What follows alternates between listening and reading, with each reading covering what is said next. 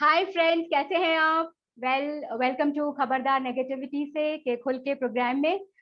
आज इस प्रोग्राम में हमारे साथ बहुत ही खास मेहमान हैं। वो खास मेहमान है नाना पटोले जी, जो महाराष्ट्र प्रदेश कांग्रेस के प्रेसिडेंट हैं, कांग्रेस कमेटी के प्रेसिडेंट हैं, यानी कि अध्यक्ष हैं। और ये कई बार एमपी रह चुके हैं, कई बार एमएलए रह चुके हैं, विधारभा क्षेत्र से आते हैं। फार्मर्स यूनियन के कांग्रेस यूनिट के चीफ भी रह चुके हैं और महाराष्ट्र लेजिस्लेटिव असेंबली के स्पीकर भी रह चुके हैं। पर अब ये महाराष्ट्र प्रदेश कांग्रेस कमेटी के अध्यक्ष हैं। तो आज हम इनसे बात करेंगे खुल के बहुत सारे विषयों पर। तो चलिए मिलते हैं अपने इस खास मेहमान से। चले। नमस्कार नमस्कार। नाना जी, कैसे हैं आप? साधना जी नमस्कार। हम नाना अच्छे। जी, बिल्कुल। स्वतंत्रता दिवस की आपको बहुत बहुत बधाई। जी जी, आपको भी बहुत बहुत ये 75वीं वर्षगांठ की बहुत बहुत शुभकामना आपको। शुक्रिया जी, शुक्रिया। इतने व्यस्त होते हुए भी आपने हमारे लिए समय निकाला, बहुत बहुत आभार। Thank you so much for joining me. It's indeed an honour and pleasure to have you on my show. मेरे शो का नाम है खबरदार नेगेटिविटी से, और आज हम खुल के बात करेंगे। सेक्शन है खुल के। तो सबसे पहले तो मैं बता दूं कि कुछ महीनों से मैं आपके राजनीतिक गतिविधियों पर या पॉलिटिकल एक्टिविटीज पर मैं फॉलो कर रही हूँ, और आप बहुत सक्रिय है महाराष्ट्र पॉलिटिक्स में, और काफी आपकी आवाज गूंज रही है। पर ये देश में क्यों नहीं गूंज रही? सबसे पहला सवाल तो ये है। देखो, मैं साधना जी किसान का राष्ट्रीय अध्यक्ष था, तब मैंने देश में आवाज मेरी गूंजती थी, आपको तो पता है। मुझे जो जवाबदारी मिलती है वो जवाबदारी को पूर्णतः निभाना ये मेरा दायित्व बनता है। आपने देखा होगा कि महाराष्ट्र की विधानसभा का स्पीकर बनने के बाद वो स्पीकर का चेयर या पब्लिक का होता है। सिर्फ विधानसभा के जब तक कामकाज चलता है तब तक ही नहीं, तो विधानसभा के बाद भी जी लोगों के लिए वो कुर्सी का फायदा हो सकता है, ये दिखाने का भी काम हमने किया है। एक जी साल जी। का हमने उसमें काम किया। अब मुझे दायित्व मिला, हमारे नेता सोनिया जी गांधी और राहुल जी ने हमें महाराष्ट्र प्रदेश कांग्रेस का अध्यक्ष बनाया, और जी जी मेरी जवाबदारी अब राज्य की आ गई है। जब राज्य की जवाबदारी है तो राज्य में कांग्रेस पार्टी को मजबूती से आगे लाना और महाराष्ट्र में एक नंबर की कांग्रेस की पार्टी हम बनाने का जो सपना हमारा है। और जी। उसमें 4 महीने में हमने, सिर्फ मुझे 4 महीना हुआ, 4 महीने में आज महाराष्ट्र में कल तक कांग्रेस पार्टी नहीं है ऐसे बोलने वाले लोग भी अब कांग्रेस के बारे में लोग समझ गए कि महाराष्ट्र में कांग्रेस कभी खत्म नहीं हो सकती, कांग्रेस ही दोबारा महाराष्ट्र में सत्ता में आ सकती है। जी जी, कुछ तो महीनों से देश में देखा। आवाज, सॉरी, बोलिए प्लीज। हाँ, देश में आवाज तो महाराष्ट्र से पहुंचेगी। देश में महाराष्ट्र से आवाज पहुंचेंगी, क्योंकि हमारे पास, हम आर्थिक नगरी में रहते हैं देश के, मुंबई में। जी जी और इसकी आवाज अपने आप, अगर यहाँ आवाज गूंजना शुरू हो जाएगी तो इसका असर पूरे देश में अपने आप सतना जी जाने वाला है। जी जी। नाना जी, भारतीय जनता पार्टी की सरकार है, मोदी सरकार है। उनके जुल्म सितम रोज बढ़ते जा रहे हैं। कभी राज्यसभा में मार्शल्स होते हैं, कभी ट्विटर आपके बंद कर दिए जाते हैं, महंगाई इतनी हो रही है, बेरोजगारी इतनी है, मुद्दे इतने बड़े बड़े हैं। लेकिन अपोजिशन जो है, कांग्रेस पार्टी खासतौर से नेशनल पार्टी है, और भी अपोजिशन जो लीडर्स हैं, वो इसको भुना क्यों नहीं पा रहे हैं बड़े तौर पे? मतलब जितना भुनाना चाहिए उतना नहीं भुना पा रहे हैं, क्योंकि मुद्दे इतने बड़े बड़े हैं। गैसेस, महंगाई, बेरोजगारी, सब कुछ, मतलब हर चीज जो है वो तहस नहस इधर उधर है, और लोग परेशान हैं, हैरान हैं। पर अपोजिशन जो है वो साधना इन जी, मुद्दों को नहीं बुना पा रही है, क्यों? साधना जी, हर मीडिया आपका नहीं है। साधना जी तो, साधना जी के चैनल में, साधना जी के इसमें हमारा आवाज तो गूंज ही रहा है, देश के लोगों के तक पहुंच रहा है। जी कई जी। कई जो मीडिया जो है उसका हाल क्या है आपको सबको पता है। सर हमारे नेता आजकल, Rahul ji, sorry to interrupt you sir, लेकिन आजकल तो सोशल प्लेटफॉर्म्स बहुत सारे हैं, और चैनल्स पे डिपेंडेंट नहीं है हम लोग। मतलब अगर आप पेड मीडिया की बात कर रहे हैं या गोदी मीडिया की बात कर रहे हैं, तो सोशल मीडिया भी खैर कांग्रेस में कहूंगी कि काफी एक्टिव है उसमें, लेकिन वो भी एक प्लेटफॉर्म है, वहां से भी आप अपनी आवाज उठा सकते हैं और मेरे ख्याल से उठा भी रहे हैं। पर जिस तरह से, जैसे आप प्रखर हैं, आप बहुत वोकल हैं, मैं राहुल जी को देखती हूँ बहुत वोकल हैं, बहुत सारे लोग नहीं है, बहुत सारे अपोजिशन लीडर्स नहीं है, क्यों है ऐसा?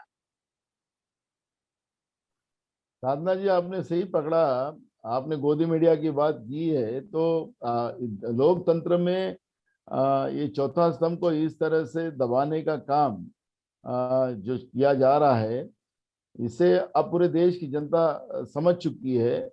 ये आज लोकतंत्र की सरकार देश में नहीं बैठी है। जो भी ट्विटर अकाउंट भी हमारे राहुल जी का, हमारे कांग्रेस पार्टी का बंद करने का काम हो, दिल्ली में 9 साल के बच्चे के ऊपर बलात्कार होता है और हम्म। राहुल जी उस बात को उठाते हैं, उस परिवार को और उस लड़की को न्याय दिलाने की बात करते हैं, देश के किसानों की बात करते हैं, देश के बेरोजगारों की बात करते हैं, देश के गरीब की बात करते हैं, देश के छोटे व्यापारी की बात करते हैं।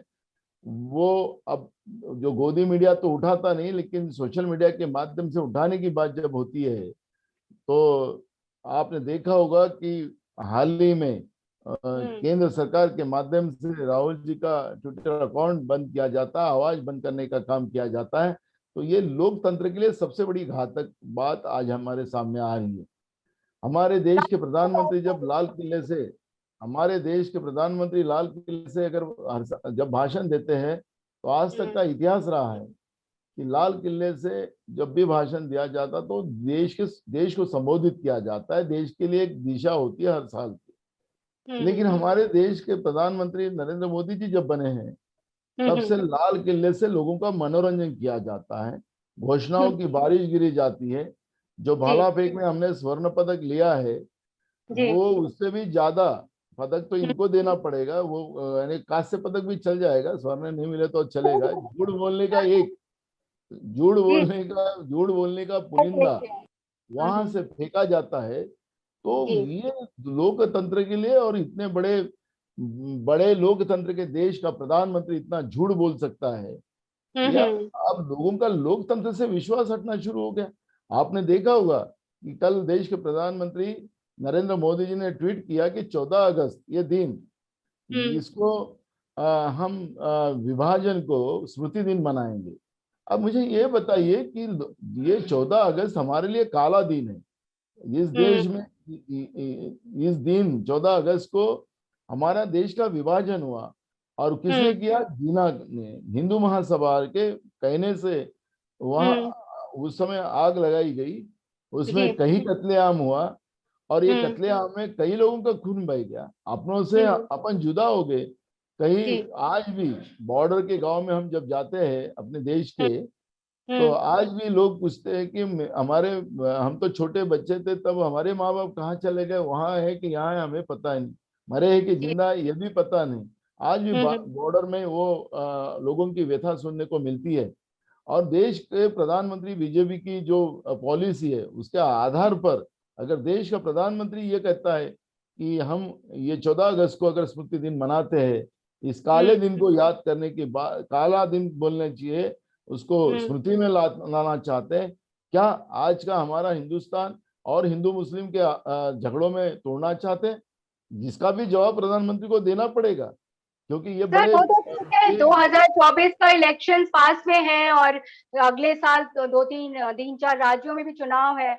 इनके जुल्मों सितम तो काफी लोगों को पता चल गया है, जनता को भी पता है, हम लोग हम जैसे पत्रकारों को भी पता है।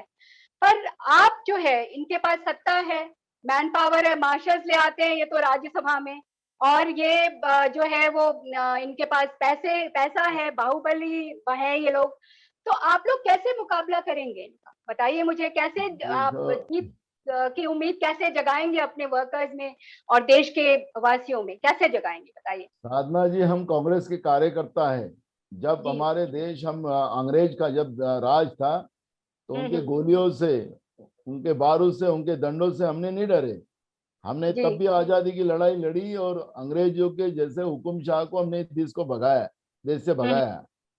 आज भी वही कांग्रेस का कार्यकर्ता है। आज भी स्वतंत्र जो लोगों ने स्वतंत्र भारत की लड़ाई लड़े, आज भी कुछ लोग उसमें से जिंदा है। उनकी प्रेरणा हमारे साथ है, उनके विचार हमारे साथ है। महाराष्ट्र में हमने साधना जी व्यर्थ न जा बलिदान, ये एक प्रोग्राम को हमने हाथ में लिया है। एक जी। अगस्त से हमने लोकमान्य तिलक जी का जो जिसको हम लोग केसरीवाड़ा बोलते हैं महाराष्ट्र में, पुणे में, हम्म। वहां से हमने इस व्यर्थ न जा बलिदान का एक प्रोग्राम शुरू किया है।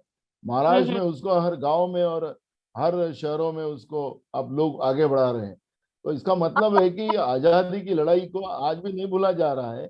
और जो जी। आजादी की लड़ाई हम उस समय लड़े थे, वही सिपाही आज कांग्रेस के इस तरह की जुल्मी सरकार जो केंद्र सरकार में बैठी हुई है, उस हम्म। सरकार के विरोध में हम लोग जीतेंगे।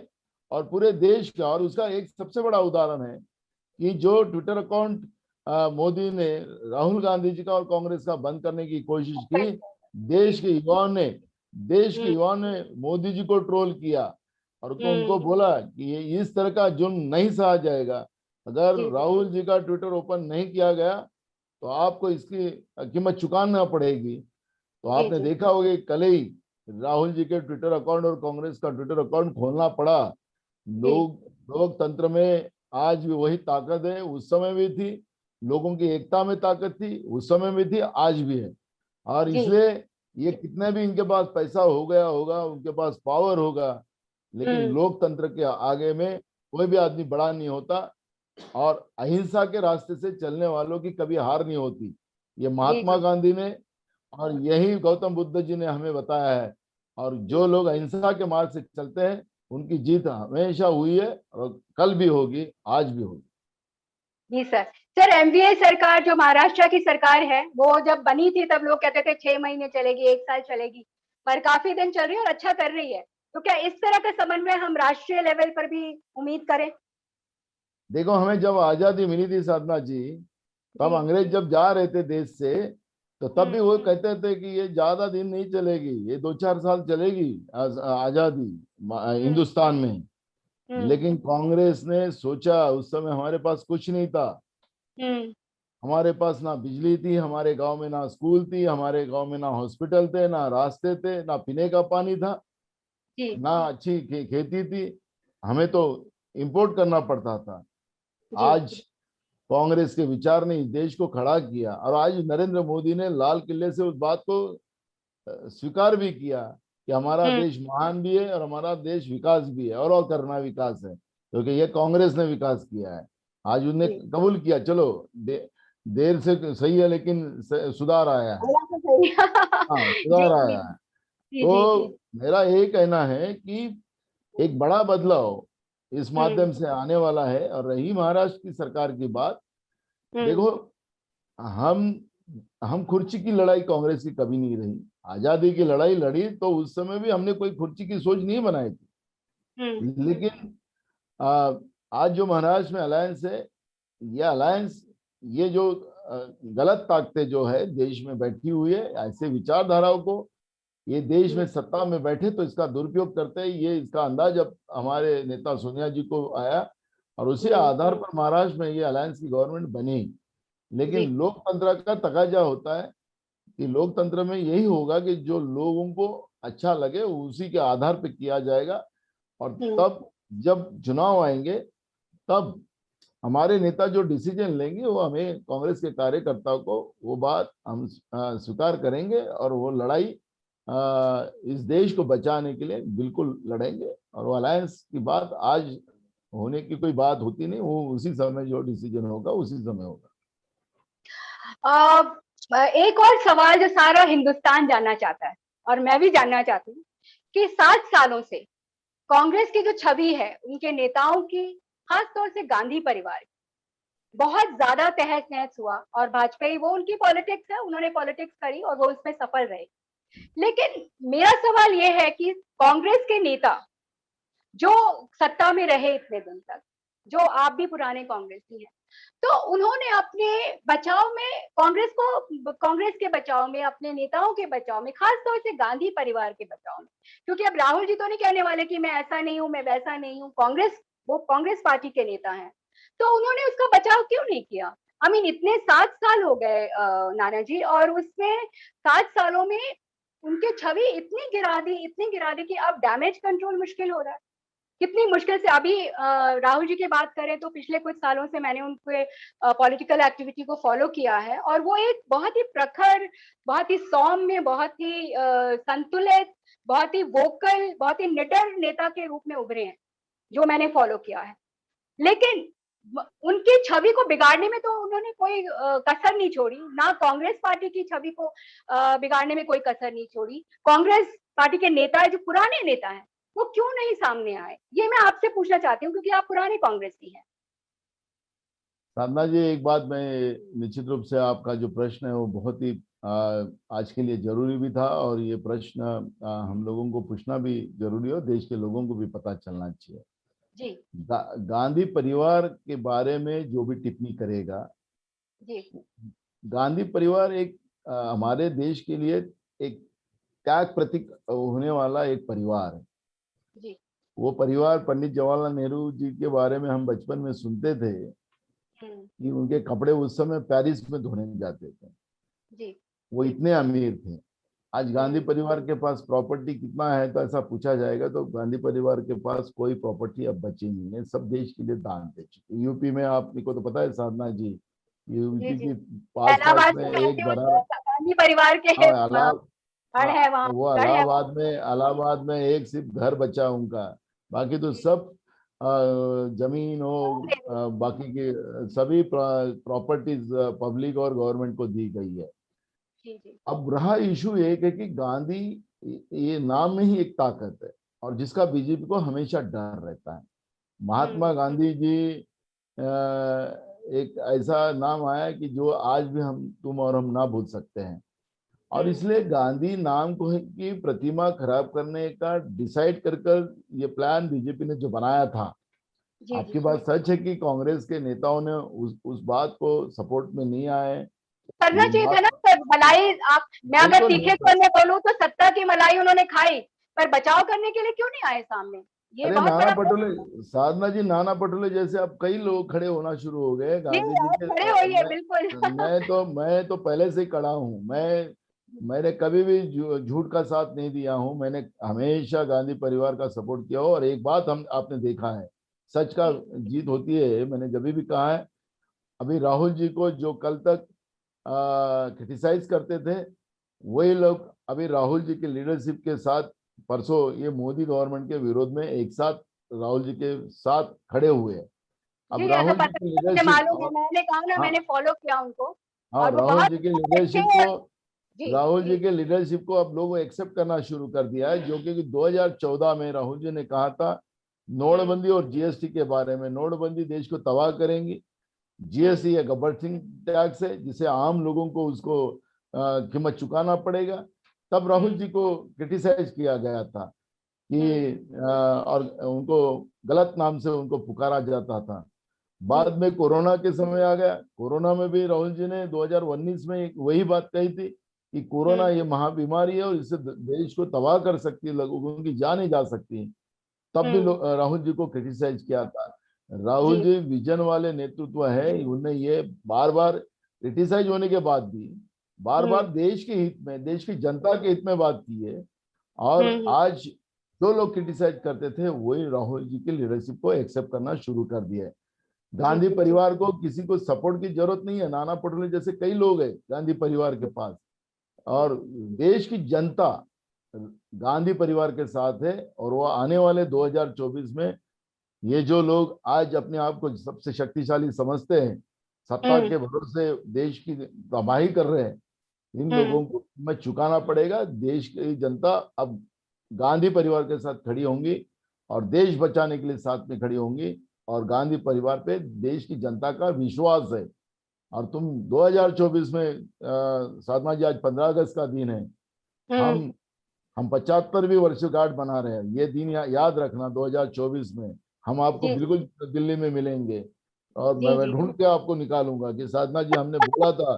तो देखो, देश में गांधी जी के, गांधी परिवार के साथ देश की जनता खड़ी हुई है, ये बिल्कुल। मैं आपको वादे तो के साथ ब्रांड कहता राहुल, मतलब इसी बात से मैं कहती हूँ, ब्रांड राहुल जो है, वो ब्रांड मोदी से बड़ा होना चाहिए, तभी मतलब इस देश को बचाया जा सकता है। तो आपको लगता है 24 तक ये आप सफल हो पाएंगे? साधना जी, एक हमारे यहाँ कहावत है, जो जी। कंपनियां नहीं चलती, जैसे हम्म। कोलगेट को बहुत ऐड नहीं करना पड़ता है, नई कंपनियां आती है ना, उनको बहुत ऐड करना पड़ता है। ये नई हम्म। कंपनियां आती है, चले जाती है, कोलगेट कोलगेट ही रहता है। समझ रहे हो जी। ना? जी। जी। समझ रहे हो ना आप हमारी बात? जी। हाँ, जिनको बिल्कुल समझ जिनको रहे हैं। जो जिन लोगों की कंपनियां नहीं थी, उनने जनता का पैसे को यूज कर कर खुद को ब्रांड किया। जी। पेट्रोल पंप पे भी फोटो लगाए, खुद को ब्रांड जी। करते रहे। अब वो पेट्रोल हम्म। पंप के फोटो का क्या हाल है पता है आपको आजकल? उसके सामने जूतों के हार ऐसे दिखाकर लोग उसमें सेल्फी निकालते हैं, और जी। क्या जी। क्या जी। गाली देते हैं, क्या क्या वीडियो में जाता है। वो अभी वो खुद ही अपना बोर्ड निकालना शुरू कर दिया है। तो हम्म। जिनको ऐसे लोग खुद को अगर ब्रांड करके ये करते हैं, ये हम्म। कंपनियां ऐसी नहीं आती, कहीं चले जाती है, ये ज्यादा हम्म। इनका साथी नहीं है। और गांधी परिवार को ऐसा ब्रांड कर कर उसका एडवर्टाइज करने की जरूरत नहीं। देश की जनता गांधी परिवार के बारे में समझ चुकी है कि गांधी परिवार ही देश के हित में काम कर सकते हैं। गांधी परिवार ही देश की संवैधानिक व्यवस्था का रक्षण कर सकते हैं, देश को बचा सकते हैं। और इसलिए गांधी तो परिवार को कोई 2024 में ब्रांड राहुल आने वाले हैं। Brand Rahul will be bigger than brand Modi. देश की जनता गांधी परिवार को पुनः सत्ता में लाएंगे। ये देश की जनता की जरूरत जी। जी। जी। फार्मर्स का मुद्दा, जो आप फार्मर्स के कांग्रेस यूनिट के चीफ भी रहे, मैं आपका बायोडेटा देख रही थी। तो फार्मर्स का मुद्दा 1 साल से ऊपर हो गया है नाना जी, लेकिन उनका कोई कानून वापस नहीं, और ये सरकार तो बिल्कुल गूंगी बहरी, किसी की सुनती ही नहीं है। तो उनके लिए आप क्या कहेंगे, उनको कैसे सपोर्ट करेंगे? क्योंकि वो हर जगह जाके बेचारे दर बदर भटक रहे हैं, और ये कहते हैं भाजपा को वोट नहीं देना, किसी और को वोट दे लो। तो ऐसा क्यों नहीं कहते कि भाजपा को वोट नहीं दो, कांग्रेस को वोट दो? तो उनके सपोर्ट में आप लोग क्यों नहीं खड़े होते? मतलब मेरा मतलब है एक्टिवली, मतलब प्रोएक्टिवली आप उनके साथ क्यों नहीं खड़े हैं? है। देखो, ये कांग्रेस हमेशा किसान के साथ रहा है। हम्म। हमारा देश जब आजादी के बाद, जब हमारे देश की किसान की हालत, और जी। आजादी के बाद किसान की बात की हालत, इसमें बहुत बदलाव है।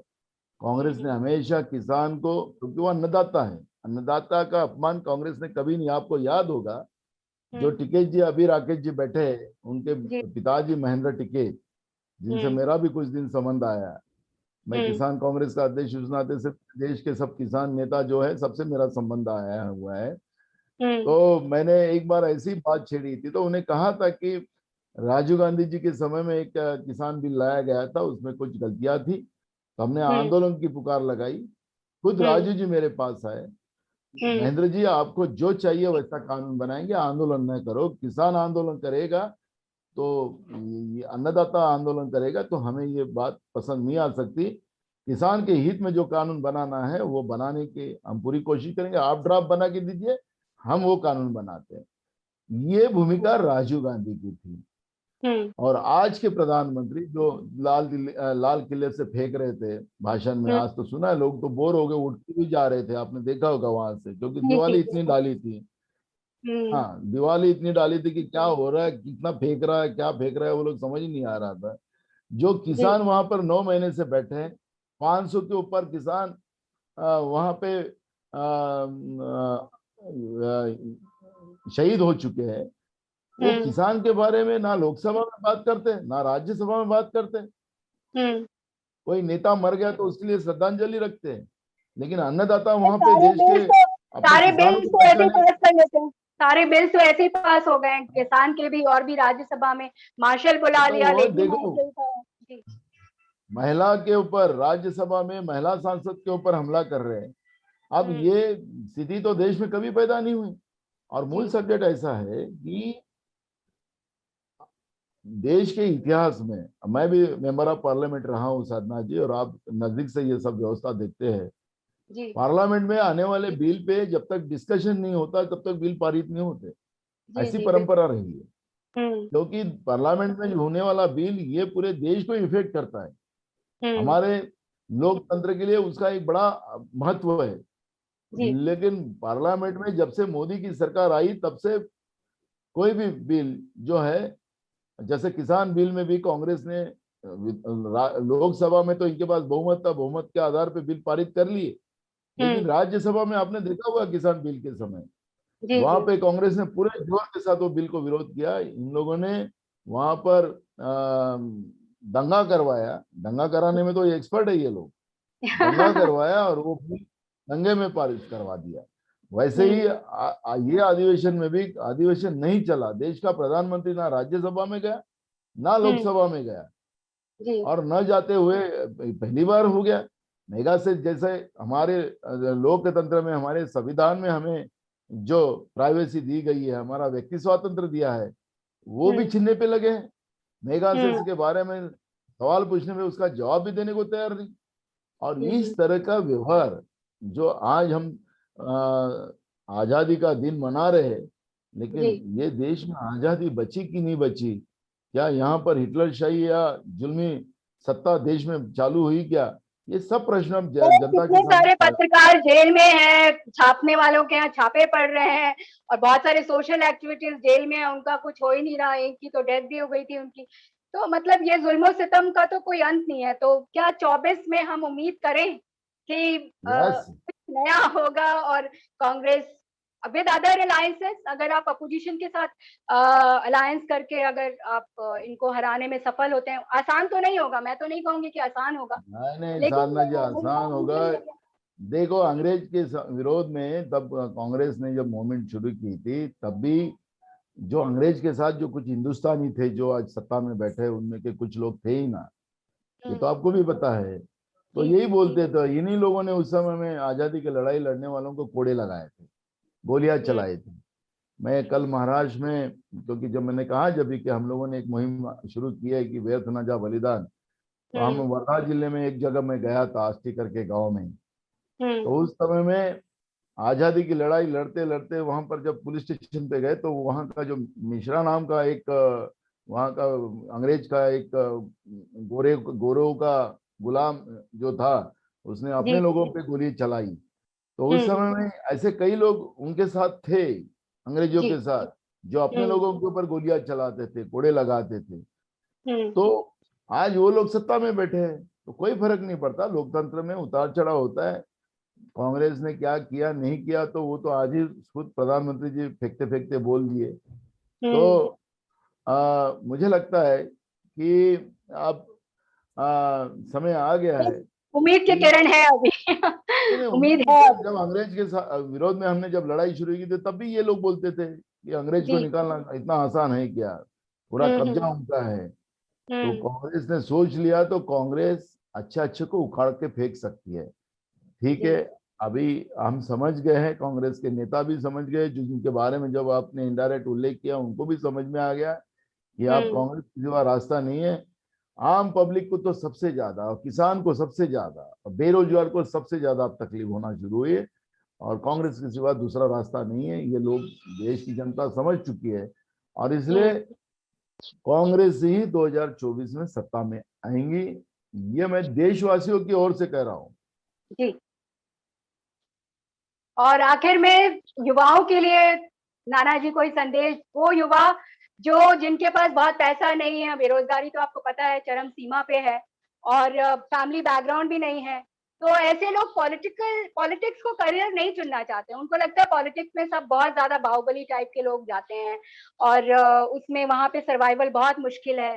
तो उन युवाओं के लिए क्या मैसेज होगा आपके लिए, आपका? साधना जी, बहुत अच्छा सवाल किया। मैं आपको भी बताना चाहता हूँ, मैं मेरे से शुरुआत करता हूँ। मैं भी जी एक सामान्य परिवार से हूँ। मेरे हम्म पिताजी गांधी विचारधारा के थे। वो हम्म खाकी और खादी की दोनों का विरोध करते थे। हम्म।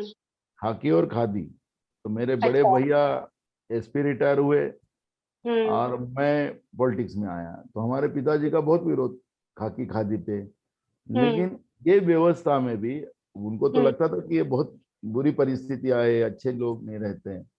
हम्म। लेकिन हमने, क्योंकि हमें पता था कि ये व्यवस्था में हम जाएंगे तभी लोगों को जस्टिस दे सकते हैं। तो हम्म मेरा भाई भी, उनको 2 बार राष्ट्रपति अवार्ड मिला। मैं हम्म, खुद पॉलिटिक्स में आया।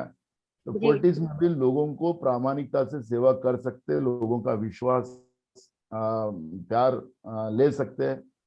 और पर इसलिए पॉलिटिक्स आए गलत कैसे? है, क्यों न, मैं साधना जी मैं कह रहा हूँ ना, पॉलिटिक्स गलत है। ऐसा हम्म अगर नई जनरेशन के लोग समझते हैं, तो मैं उनको ये कहना चाहूंगा कि जो देश के लिए काम करना चाहते, समाज के लिए काम करना चाहते, लोकतंत्र के लिए काम करना चाहते, तो नई जनरेशन ने पॉलिटिक्स में आना ही चाहिए।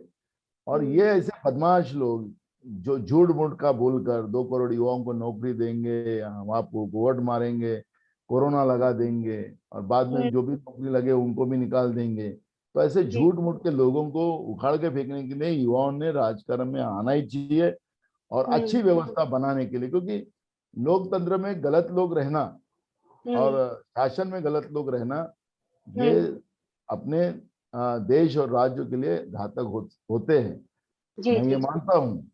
और इसलिए अच्छे लोगों ने राजकारण में आना ही चाहिए। और मुझे लगता है कि नई जनरेशन ने, नहीं तो भाई हम पैसे देते हैं, हम बोलते हैं वो ट्रोल करो। आपको याद है कि हमारे जो सेलिब्रिटी लोग थे, वो उनको वो लोग ट्विटर पे उनको लिख के भेजते थे कि ये तुम ट्रोल करो। हाँ, ये ट्रेंड चला था, बिल्कुल जी कह रहे। हमने एक बार बोल दिया तो तब से ये बंद ही हो गया, आपको पता है ना। जी हमने विधानसभा में एक बार साधना जी कहे थे कि भगवान श्री राम जी ने इनको टोल वसूल करने का पैसा, इनको को कॉन्ट्रैक्ट दिया, तो दूसरे दिन ही उन्हें अपना राम मंदिर का पैसा जमा करना बंद कर दिया। तो ये इस तरह की जो व्यवस्था है, धर्म और बेरोजगारों को गुमराह धर्म को भी यूज करते हैं सर ये लोग, धर्म को भी हाँ, गुमराह करने की जो व्यवस्था है, वो व्यवस्था को उखाड़ के फेंकने के लिए नई जनरेशन ने राजकारण में आना ही चाहिए। ऐसी मैं उनसे उम्मीद रखता हूँ। बहुत बहुत शुक्रिया Nana ji, thank you so much for coming to my show. It was indeed an honour and pleasure. और फिर मुलाकात होगी आपसे किसी और प्रोग्राम में। Thank you Sadna ji, thank you. नमस्कार। नमस्कार।